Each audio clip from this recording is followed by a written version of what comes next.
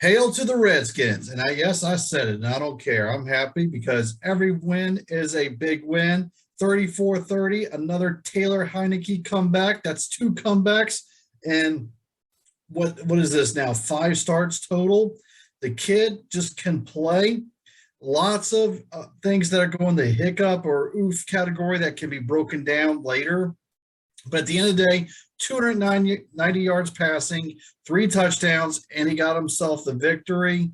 They're 2-2 on the season. First road win in Atlanta since about 2012, I believe. It probably even further back. It's been a long time since they've won in Atlanta. So big victory there. I'm happy for them. And every victory counts the same in the record book. There is no strength of schedule and all that kind of good stuff like college football has. All right, we're going to get right into things. Phil, you were there. What did you see from your perspective? I saw a lot. Number one, I would like to thank all the Redskin fans that came down and traveled, because out of the pathetic 30,000 people that the Atlanta Falcons can draw to their incredibly nice Mercedes-Benz Stadium, it's what $1.6 billion gets you, a lot. We probably had 40% Redskin fans. So to all my friends, especially the dude that sat in front of me that wore the Riggins jersey that was up and screaming in everybody's face, hope you made it home safe. Devin, you watch the great game and you watch it from a great perspective. And I like watching it with you because you see things the average person doesn't see. And you were seeing single safety coverage and why is he biting on the deep pass? Sure enough, there's another touchdown we gave up. What was your first impression of the game itself?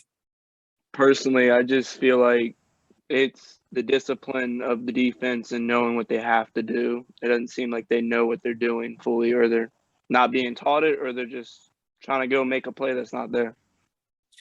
Well, they're being taught, Devin, because when you're there in person, you can see the entire field and the entire defensive lineup.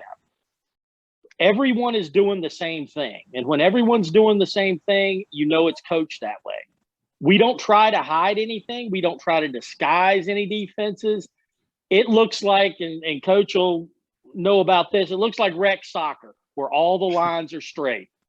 And I could sit there and talk to the guys around me and said, okay, they're playing zone or they're playing man or they're playing too deep because of the lineup. And when you see, when it's 3rd and 3, and you have 4 guys lined up 7 yards off the ball and 3 safeties behind them deep, you know that they're playing quarter short in zone. And you could read everything. They're not trying to trick anybody. And the thing is that the guys still screw it up on the field. So they're being taught what they're doing. It's just that the guys screw up. There was one play in the second half where BOSTIC is out there with Jamin Davis and they're playing zone. BOSTIC runs over Jamin Davis as linebacker. So both linebackers are laying down on the ground, and there's literally a 40-square-yard hole in the center of the defense that's easily hit by Matt Ryan because you've got a linebacker running over the other linebacker in the zone coverage. It's ridiculously bad. That comes down to communication and them having chemistry, and whatever one it is, they don't have it. They got nothing. It's bad. Being able to see the stuff and seeing the back end. Our safeties on TV, you can see the linebackers, how bad they are. In person, now that the safeties, you can see what they're doing. The safeties are just as bad as the linebackers. They are trash. Phil, I think it was you because I thought it was Devin, but then he said no. Somebody sent me a message this week saying going into the game, Washington had the 31st ranked defense in the National Football League after week 3. So this just proves that point that the Redskins defense is still near the bottom. I don't know. We'll see. Switching subjects real quick, so we're just going to jump quickly to different topics. Phil, I know this is starting to be a conversation for you. Devin has already confirmed, though, that no changes will be made, but the kicking game. You saw 2 extra points missed. Are they ace for Turing and Lace's not out? Bad kicks? I mean, what's going on this season? Hopkins is out there before the game. He's warming up. He's hitting 50-yarders left and right. He's got plenty of distance in the dome. I think he's got the yips, plain and simple, because in warm-ups, the dude's nailing it from 50, and he's got plenty of leg to spare. He could hit a 60-yarder in the dome and still have a little bit of room left. So my opinion is that as soon as he gets under a pressure situation, he's shanking them. And from what I saw, he's just shanking them. He's got the yips. His golf game must be as bad as his normal game in kicking, because he's hooking every one of them, and it's just sliding out. And then also throughout the game, I mean, one play it's fine, 2 plays it's like but there was multiple injuries throughout that game, and by the end it was like we were putting together a mash unit. Devin, I think you've done some research, and can you bring everybody up to speed on some of the injury fronts? There was 6 injuries in the game. Number 35, MCINTYRE, torn ACL last play of the game, out for the year. John BOSTIC, torn pectoral. He's possibly out for the season. Brandon SCHERFF, sprained MCL, should be 2 to 3 weeks. De'Ami Brown, knee injury to be determined. Cam Sims, hamstring soreness to be determined. And Logan Thomas, hamstring week to week. So some top players there that are out this week, which I feel like it opens up spots on the defense for John BOSTIC and MCINTYRE being out for other people to step up. Okay, MCINTYRE, I hate that the guy's season's over, and I saw him. They brought the card out at the end of the game with everybody running all over the field, and they've got the card out, and I'm like, oh my God, what happened to this guy? But he's bad. 100%. He's Devin beyond bad. Devin was saying that throughout the game as well. Yeah, he can't play. I don't see why we got rid of Jimmy Moreland. Moreland's 10 times better than him. Thank you. I said the same thing, and I watched that guy. He had 3 pass interference, should have been called on him. The refs picked up the flag on one. They ate another one, and one they called. The guy can't play, and it's a shame on the coaches for putting him out there, because there's no way that they don't see that in practice. None whatsoever. That guy is bad. And I hate it for BOSTIC that he's injured, but that guy's not an NFL linebacker anyway. I mean, he might be great in practice. He might be a team leader and a team captain, but after the snap, he's plain out bad. He's better for the other team than us. He's not made for the defense we run. That's not at all his biggest problem. He's not made for it. So we talk a lot about defense. Let's switch over to the offense real fast, just to give them some love, because at the end of the day, they're putting up some points. So they're doing something right. So HEINECKE aside, unless you would like to start with HEINECKE, where do you think the strength of the offense is lying? Or is it HEINECKE? I'll start with Taylor Heinicke. He has 8 touchdowns in first 4 games, and that's the most in franchise history since 1999. And then I think the strength, honestly, comes down to the receiving core being led by Terry McLaurin, which has 25 catches and 354 yards and 3 touchdowns in 4 games. So once Curtis Samuel gets settled in there and we can figure out how to run good passing plays down the field, it's going to be deadly on the offense, in my opinion.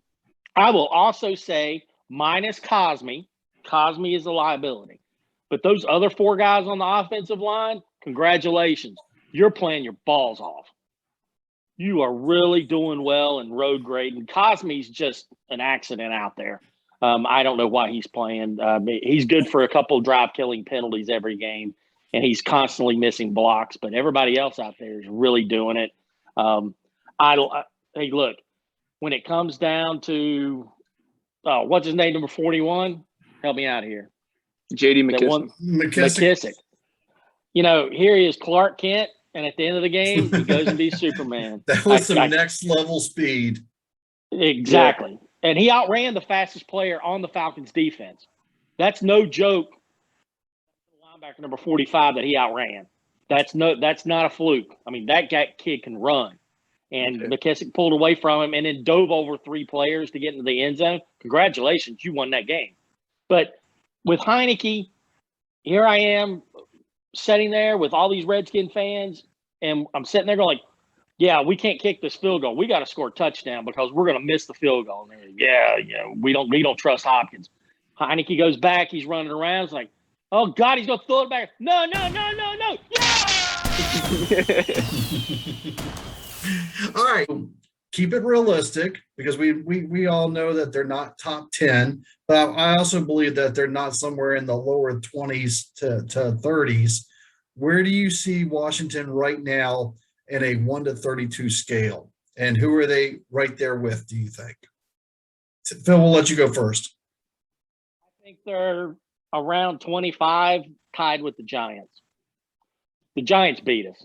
They're a better football team. They're better coached. They have better players. They're just better. I think we have a serious flaw on our defensive coaching staff and our coaching philosophy, and that will never be fixed. I think that although Ron Rivera is letting North Turner's son, Scott Turner, go off and run the offense, and they've got lightning in a bottle with HEINECKE, and you've got a top 10 receiver in McLaurin, and you've got a top 10 running back over there. You've got some weapons, and you've got things that work on offense. But and if you just let the guys play on defense, that's Rivera's baby. And Rivera still thinks it's 2010, and he's got Julius Peppers over there, and he's got Luke Kuechly over there, and Thomas Davis over there, and Norman as a zone cornerback in his prime. We don't have any of that. He's trying to play zone defense circa 2010 NFL and 2021 NFL, where no one in their right mind goes more than a 3-step drop. It's a 3-step drop, balls out 1.9 seconds. We don't cover any of the short zones very well. We don't have the linebackers to play those zones. We don't have the defensive talent to play the defensive scheme that Ron Rivera is dictating. And he's a coach. He is not going to change. So what we see is what we get with defense. We've got the 31st defense in the league, and that defense wearing us down. Can the offense score 35 or 40 points a game? They're going to have to win. All right, Devin, where do you see Washington lining up? Phil honestly hit it right on the head. Like, I was going to say basically everything that he said, but he said a little bit more. Washington's offense. Whoa, Phil said a lot and added more. No, never. We never run out of time with Phil talking. No, never. Sorry, Devin, go right ahead. So the offense, I believe in the offense. They can put up points, but when it comes down to it, when we're facing a good team like the Bills or any team that's in the top 10, I don't feel like we could keep up with them in points. And that comes down to the defense needing to make stops. And like he said, the defense coordinators and defensive coaches aren't playing the right defense for the players we have. Well, next week at home, they play New Orleans, where they are a 1.5-point dog. So in theory, this will be another close game and close battle, and New Orleans is coming off of a loss. So anything can happen. We'll see. We'll see you next time.